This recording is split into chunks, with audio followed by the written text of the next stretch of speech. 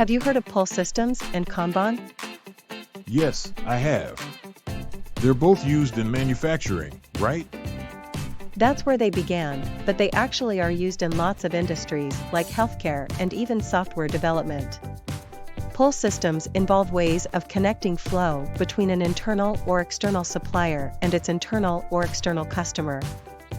So, the customer pulls information or material from the supplying process, and the supplying process only replenishes what is pulled or when a trigger point is reached.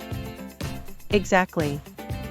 And Kanban is a visual signal that drives a supplying process to produce or to move information or material to the customer process.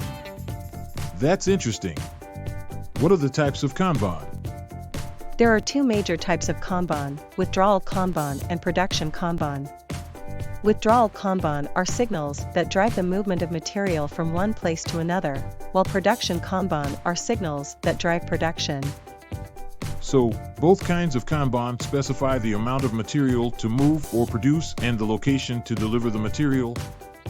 Yes, that's correct.